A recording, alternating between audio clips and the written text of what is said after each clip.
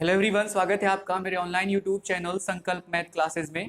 Students, इस class के माध्यम से मैं हिंदी मीडियम के क्लास 10th के विद्यार्थियों को मैथ की क्लास करवा रहा हूं। उम्मीद करता हूं कि आपको ये वीडियो पसंद आ रही होगी। तो इसी उम्मीद के साथ आइए शुरू करते हैं आज का अपना लेक्चर।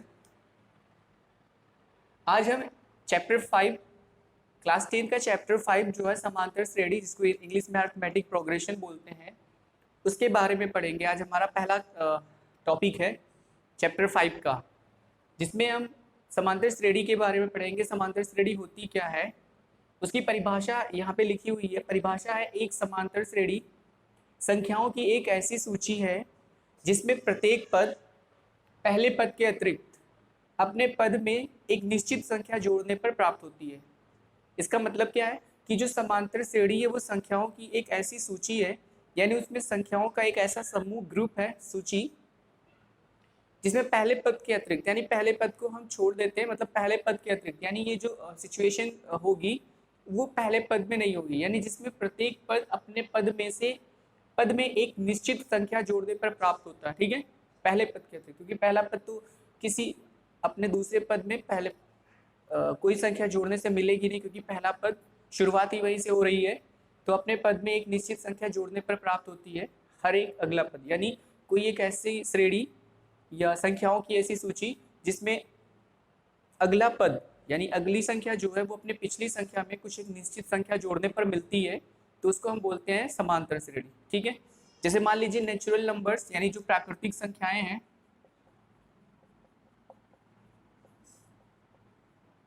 वो होती हैं 1, 2, 3, 4, 5, 6, 7, इस तरीके से, और आगे भी संख्याएं होती हैं।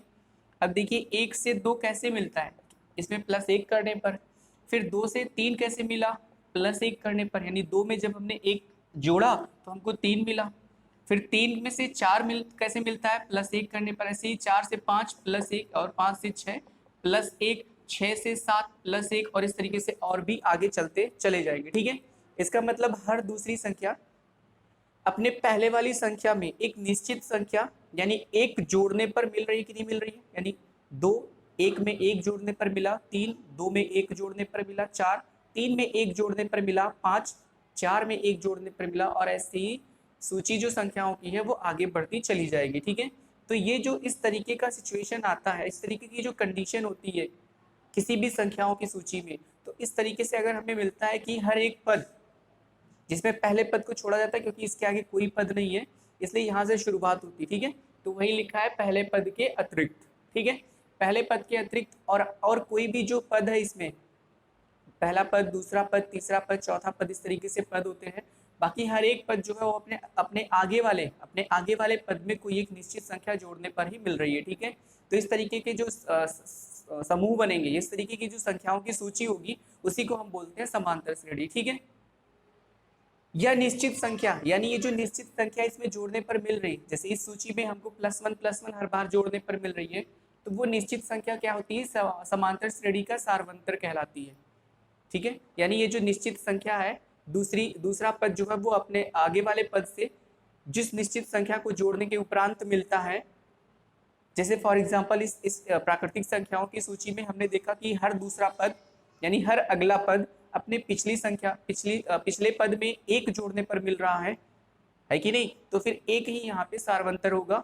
ऐसे ही निश्चित संख्या समांतर श्रेणी का सारवंतर कहलाती है, और इसे डी से प्रदर्शित करते हैं। ठीक है, सारवंतर धनात्मक, ऋणात्मक या शून्य हो सकता है। इस कंडीशन में सारवंतर हमारा क्या है, धनात्मक है।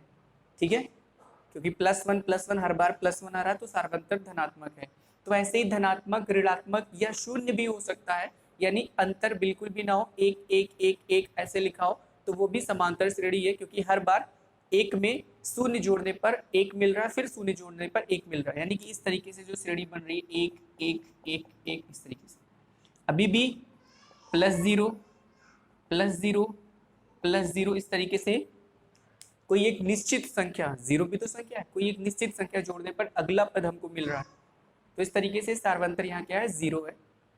समांतर श्रेणी का व्यापक रूप अगर बात की जाएगी, समांतर श्रेणी का व्यापक रूप क्या होता है, तो व्यापक रूप a + d, a + 2d, a + 3d होता है। तो इस तरीके से a + 4d, a + 5d, आगे भी ऐसे ही चलता रहेगा, जहाँ a जो है उसको प्रथम पद बोलते हैं और डी जो है उसको क्या कहते हैं, सारवंतर कहते हैं। ठीक है, अब अगर हमें सारवंतर निकालना हो, डी निकालना हो, डी निकालना हो तो डी इक्वल्स टू क्या हो जाएगा, यानी जो द्वितीय पद है यानी सेकेंड टर्म है हमारा, सेकेंड टर्म, या इसको हम लिख सकते हैं हिंदी में द्वितीय पद, उसमें से प्रथम पद को अगर हम माइनस कर दें, द्वितीय पद में से प्रथम पद को अगर हम माइनस कर दें तो क्या निकल कर आता है, सारवंतर, जिसे हम डी से प्रदर्शित करते हैं, हमने पहले ही पढ़ लिया। ठीक है, तो इस तरीके से आपने देखा परिभाषा क्या होती है समांतर श्रेणी की, संख्याओं की एक ऐसी सूची जिसमें प्रत्येक पद अपने पद में, प्रत्येक पद जो है पहले पद के अतिरिक्त अपने पद में एक निश्चित संख्या जोड़ने पर क्या होती है, मिलती है। ठीक है, ठीक, ठीक है, और यह निश्चित संख्या क्या होती है, समांतर श्रेणी का सारवंतर कहलाती है, यानी जो चीज मिलती है जुड़ने पर। जैसे यहाँ प्रत्येक पद जो है वो अपने अगले पद में, यानी जो अपना अगला पद है उसमें एक निश्चित संख्या, यहाँ अपने के साथ अगले भी लगेगा, यानी अपने अगले पद में। ठीक है, इस तरीके से इसके अगले पद में आगे जो इसके है उसमें एक निश्चित संख्या जोड़ने पर प्राप्त होती है। यह निश्चित संख्या समांतर श्रेणी का सारवंतर कहलाती है। सारवंतर धनात्मक, ऋणात्मक और शून्य भी हो सकता है। समांतर श्रेणी का व्यापक रूप जो होता है वो ए प्लस डी, क्योंकि सारवंतर जोड़ने पर, डी जोड़ने पर मिल रहा है तो डी, फिर डी में फिर डी जोड़ देंगे तो डी प्लस डी 2D, और 2D में फिर डी अगला सारवंतर जोड़ देंगे तो 3D हो जाएगा। इस तरीके से आगे 4D 5D यानी ए प्लस डी, ए प्लस डी, ए प्लस 2D, ए प्लस 3D, ए प्लस 4D, इस तरीके से मिलता चला जाएगा।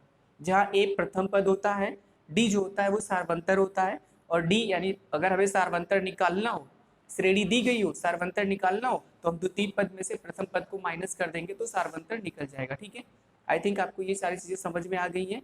अभी चलते हैं एक्सरसाइज जो है उसको सॉल्व करते हैं।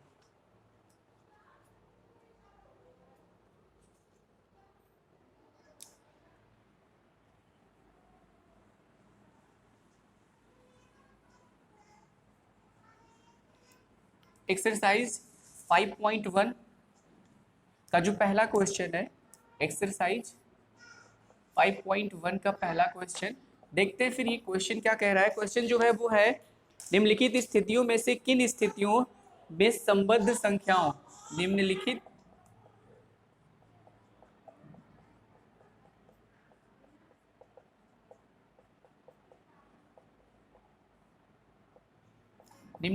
स्थितियों में से, निम्नलिखित स्थितियों में से किन स्थितियों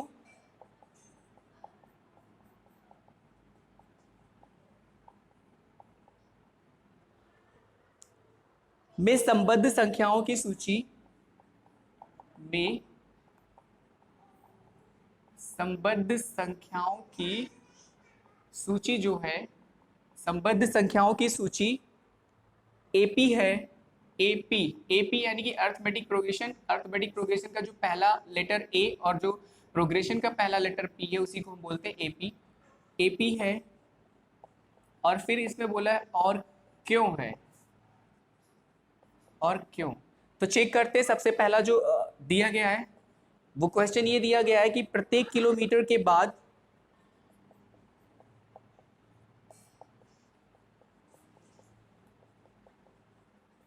प्रत्येक किलोमीटर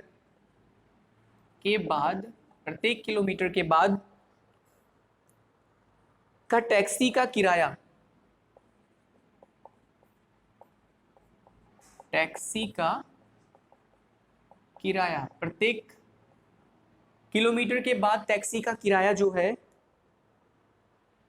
जबकि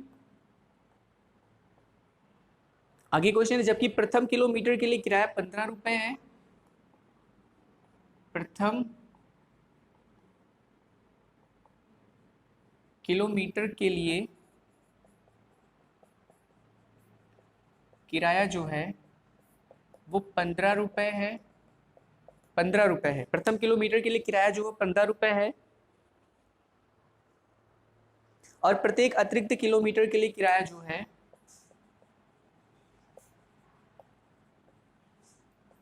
और प्रत्येक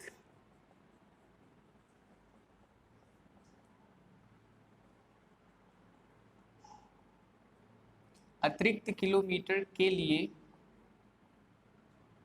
किराया 8 रुपए। प्रत्येक अतिरिक्त किलोमीटर के लिए किराया जो है वो 8 रुपए है। अब ये जो स्थिति यहाँ पर मिली हुई है कि प्रत्येक किलोमीटर के बाद टैक्सी का किराया, ठीक है, जबकि प्रथम किलोमीटर का किराया जो 15 रुपए है और प्रत्येक अतिरिक्त किलोमीटर के लिए किराया कितना है, 8 रुपए है। तो प्रथम, अगर हम इसको संख्याओं की सूची के रूप में लिखें तो प्रथम किलोमीटर का किराया, प्रथम किलोमीटर का किराया, और अगर हम इसको A1 माने, प्रथम पद के रूप में माने, तो A1 जो है वो कितना है, 15 रुपए। फिर द्वितीय किलोमीटर का किराया, इसको हम माने A2, तो द्वितीय किलोमीटर का किराया कितना हो जाएगा, जो प्रथम, इसने क्या बोला, अतिरिक्त किलोमीटर के लिए किराया 8 रुपए, हर अतिरिक्त, यानी कि पहले प्रथम किलोमीटर के लिए इतना है, और प्रत्येक अतिरिक्त किलोमीटर, तो दो, अगर द्वितीय किलोमीटर के लिए अगर आप बात कर रहे हैं तो द्वितीय किलोमीटर का मतलब क्या, प्रथम किलोमीटर जाने के बाद फिर 1 किलोमीटर अतिरिक्त, यानी पहला किलोमीटर तो वो गया 1 किलोमीटर, फिर 1 किलोमीटर के बाद 1 किलोमीटर अतिरिक्त, है कि नहीं। तो फिर इस कंडीशन में क्या होगा, द्वितीय किलोमीटर का किराया प्रथम इसमें जुड़ जाएगा, यानी 15 और अतिरिक्त का कितना, 8, तो 15 और 8 कितना हो गया, 23 रुपए। फिर ऐसे ही अगर हम तृतीय के लिए निकालना चाहें, तृतीय किलोमीटर का किराया अगर हम निकालना चाहें और इसको हम A3 माने, तो ये कितना हो जाएगा, 23 रुपए, जो अभी तक का हुआ। फिर अगले के लिए 8 इसमें और जुड़ जाएगा, तो 8 3 11, 2 1 3 31 रुपए। फिर ऐसे ही अगर हम चतुर्थ किलोमीटर के लिए निकालें, चतुर्थ किलोमीटर का किराया, और इसको हम अगर A4 माने, तो ये कितना हो जाएगा, पिछला 3 किलोमीटर तक 31, फिर एक अतिरिक्त और किलोमीटर हो गया और 8 रुपए और जुड़ जाएंगे, तो फिर 8 1 9 3, यानी 39 रुपए। इस तरीके से और भी आगे होगा। अब अगर हम इन किरायों से, जो किलोमीटर के किराए हैं, उन किरायों से एक सूची बनाएं, तो बनी सूची क्या हो जाएगी, वो हो जाएगी 15, 23, 31 और 39। इस तरीके से 5वीं 6वीं 7वीं के लिए तो डॉट डॉट, ठीक है। अब देखिए, अगर हम A2 माइनस A1 करें, A2 माइनस A1 यानी दूसरे पद में से प्रथम पद को माइनस करें, तो कितना आएगा, 23 और माइनस कितना, 15, तो 23 में से 15 जाएगा, कितना आ गया, 8। ऐसे ही अगर हम A3 यानी इसमें से A2 को माइनस करें, तो A3 कितना है, 31, A2 कितना है, 23, माइनस करेंगे तो 11 में से 3 गए 8, 2 में से 2 गए 0, यानी 8। फिर इसी तरीके से A4 में से अगर A3 को माइनस करेंगे, तो A4 कितना है, 39, 39 में से A3 कितना है, 31, घटा दीजिए, तो 9 में से 1 गए 8, 3 में से 3 गए 0, यानी हर बार 8 8 8 आ रहा है। इसका मतलब अंतर क्या है, बराबर, अंतर क्या है, बराबर। तो यही तो हमने पढ़ा था समांतर श्रेणी के लिए। समांतर श्रेणी का क्या मतलब होता है, समांतर श्रेणी में हमने ये पढ़ा था कि हर अगला पद जो है अपने पिछले पद, यानी अगला पद अपने पिछले पद में एक निश्चित संख्या जोड़ने के बाद मिलता है, यानी अंतर जो है हर पदों के बीच का अंतर क्या है, बराबर। यानी दूसरे में से पहला पद घटाया जाए तब भी वही आए, तीसरे में से दूसरा पद घटाया जाए तब भी वही आए, चौथे में से तीसरा घटाने पर भी हमें अंतर वही मिले, तो उसको बोलते हैं सारवंतर, यानी सार, हर अंतर क्या है, बराबर, ठीक है। तो इस तरीके से यहाँ पर अंतर कैसे आ रहा, बराबर आ रहा, 8 आ रहा दूसरे में से पहले को घटाने पर, तीसरे में से दूसरे पद को घटाने पर भी 8, और चौथे में से तीसरे को भी घटाने पर 8। ऐसे ही 5वें में से चौथे को घटाएंगे, छठे में से 5वें को घटाएंगे, तो हर बार अंतर बराबर आएगा, इसलिए ये क्या हो जाएगा, 1। अतः यह एक क्या बनाएगा, समांतर श्रेणी बनाएगा। यानी जब हम इसको सिंप्लीफाई करेंगे तो ये क्या बनेगा, एक समांतर श्रेणी बनाएगा। यानी ये जो स्थिति है, इस स्थिति से संबद्ध जो संख्याओं की सूची है, जो यहाँ मिला 15, 23, 31, 39 और इस तरीके से, और तो ये संख्याओं की जो सूची है वो क्या बनाएगी, AP यानी अर्थमेटिक प्रोग्रेशन, या इसी को हिंदी में बोलते हैं समांतर श्रेणी, ठीक है। आई थिंक आपको समझ में आ गया, वेरी गुड। चलिए सेकेंड ऑप्शन देखते हैं क्या है।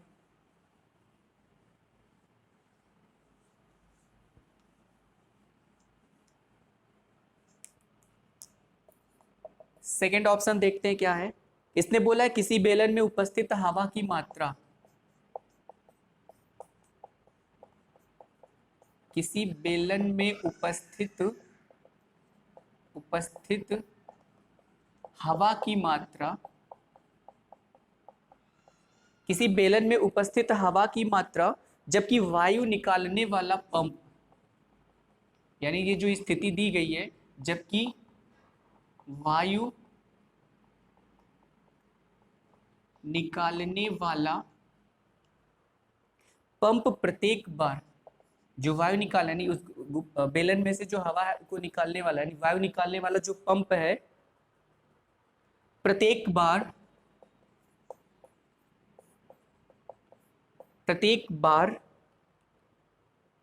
बेलन की शेष हवा का, बेलन की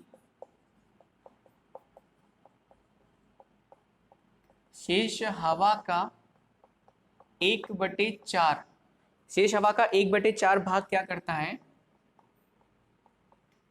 बाहर निकाल देता है। क्या करता है, बाहर निकाल देता है। ठीक है, ठीक। तो देखिए ये जो कंडीशन है, जो स्थिति है, यानी बेलन में उपस्थित हवा की मात्रा जबकि वायु निकालने वाला पंप जो है वो प्रत्येक बार बेलन की शेष हवा का 1/4 भाग क्या करता है, बाहर निकाल देता है।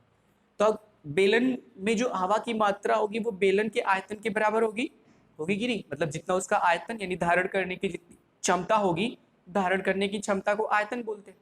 जब हवा बेलन में भरी जाएगी तो उसके आयतन के बराबर ही आएगी उसमें हवा, तो बेलन में हवा की मात्रा जो है वो उसके आयतन के बराबर है। तो हम मानते हैं, माना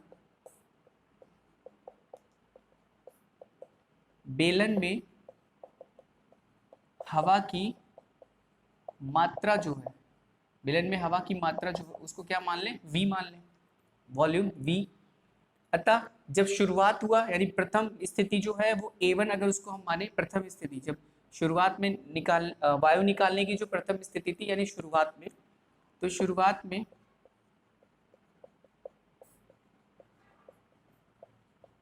हवा की मात्रा अगर हम A1 माने तो A1 इक्वल्स टू कितना हो जाएगा, V शुरुआत में, यानी A1 परिस्थिति 1 यानी शुरुआत में। फिर दूसरी बार जब उस पंप ने हवा निकाला यानी उस स्थिति में, तो दूसरी बार हवा की मात्रा क्या हो जाएगी, इसको अगर हम A2 माने तो ये क्या है, जितना पहले था V उसमें से हवा निकाला तो V का 1/4, इसका मतलब V माइनस V बटे कितना 4, इतनी हवा निकल गई है कि नहीं। देखिए शुरुआत में V था, अब क्या हुआ, उस पंप ने V का 1/4 निकाल दिया, तो दूसरी स्थिति में हवा की मात्रा कितनी बचेगी, V माइनस V/4, यानी अगर इसको सॉल्व करेंगे तो 4 एकम 4 में से 1 जाएगा तो कितना 3, 3V बटे कितना 4। ऐसे ही तीसरी बार हवा की मात्रा, इसको अगर हम A3 माने तो A3 कितना आएगा, शेष कितना है, इतना तो बचा है ना उसमें, तो 3V/4, इसमें से इसका 1/4 निकल जाएगा, यानी 3V/4 का 1/4 बचा तो ये ना, शेष का 1/4 निकल जा रहा है कि नहीं। तो 3V/4 इसमें से इसका 1/4 माइनस कर जाएगा, तो तीसरी बार हवा की मात्रा, तो 1/4 जब आप करेंगे तो 3V/4 चौक कितना हो जाएगा 16, इसका 1/4 जब आप करेंगे तो गुणा हो जाएगा 4 से, 4 चौके 16। अब यहाँ देखिए 4 3 12, 12 में से 3 16 और 4 का लासा 4 होता है, अगर हम 4 से ऊपर नीचे गुणा करके हर बराबर करें तो 4 3 12, 12 में से 3 जाएगा कितना आएगा 9, तो 9V और बटे कितना 16। भिन्न हल करना आप सबको आता है। इसके बाद तीसरी होगी, अगर हम चतुर्थ स्थिति देखें, चतुर्थ स्थिति में हवा की मात्रा अगर हम इसको A4 माने तो A4 इक्वल्स टू कितना हो जाएगा, अभी 9V/16 है, फिर इसका 1/4, तो इसका 1/4 कितना हो जाएगा 9V और बटे 4, 16 चौके 64 हो जाएगा। 16 और 64 का लासा कितना होता है 64 होता है, तो 16 चौके 64 4, तो 4 नमा कितना 36, 36V में से 9V घटेगा और बटे कितना 64, 16 में से 9 गए 7, 2 यहाँ बचा 27V, यानी 27V बटे कितना 64। तो देखिए चतुर्थ स्थिति, तृतीय स्थिति, द्वितीय स्थिति और प्रथम स्थिति।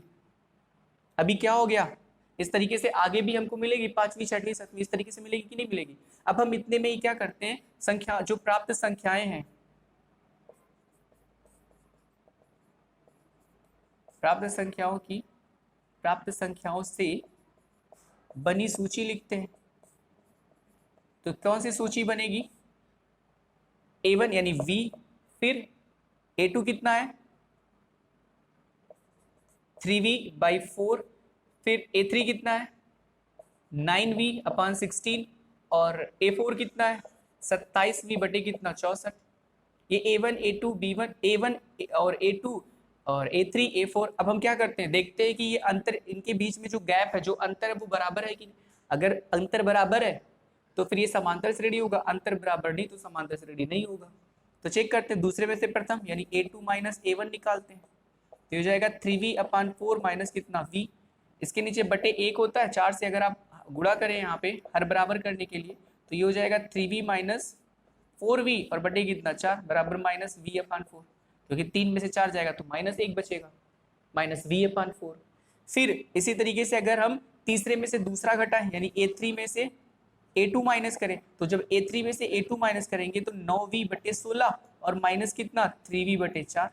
यहाँ देखिए 4 से गुणा करने पर हर बराबर हो रहा है, अभी 9V माइनस 4 कितना 12V और बटे 16, 9 में से 12 घटेगा कितना V माइनस में 3V और बटे कितना 16।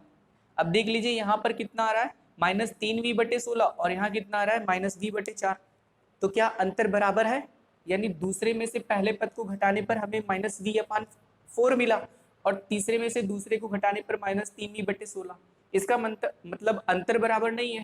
तो जब अंतर द्वितीय माइनस प्रथम और तृतीय माइनस द्वितीय यानी दूसरे पद में से पहले पद को माइनस करने पर, तीसरे पद में से दूसरे पद को माइनस करने पर, इस तरीके से आगे कंडीशन फॉलो करने पर अगर स्थिति बराबर नहीं आती, मतलब जो संख्याएं हमें मिलती हैं वो बराबर नहीं होती, अंतर बराबर नहीं है, तो फिर वो समांतर श्रेणी नहीं होगी। तो हम आंसर में क्या लिखेंगे, संख्याओं से बनी सूची, संख्याओं से बनी सूची समांतर श्रेणी नहीं बनाएगी। ठीक है, तो आई थिंक आपको समझ में आ रहा होगा।